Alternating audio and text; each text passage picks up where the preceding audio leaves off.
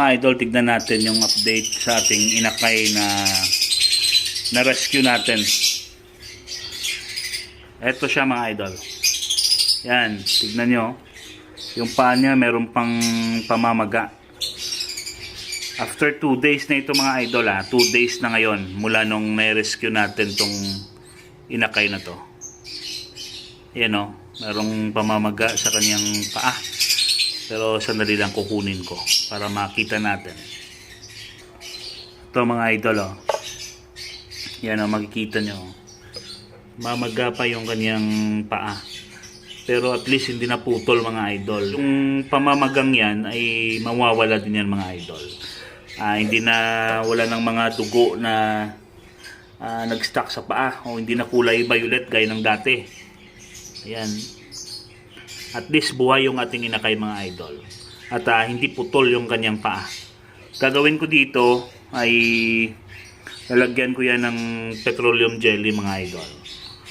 Para mabilis na mag-heal yung sugat.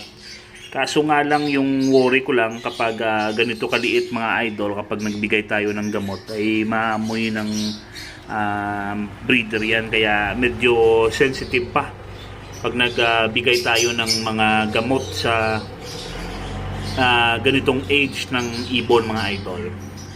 So baka next day bibigyan ko to ng petroleum jelly. Yung petroleum jelly kasi walang masyadong amoy yan. Di gaya ng betadine mga idol na medyo maamoy talaga ng breeder. Yan Pero iniinda niya yung sakit ng kanyang paa, pero okay lang yan mga idol. Meron ng sign na nagre-recover na yung kanyang paa. Yung pamamagang yan mawawala din yan. Update ko kayo nito mga next day naman. Tignan natin ulit mga idol. At least buhay yung ating inakay. Survive siya mga idol. Alright? Okay?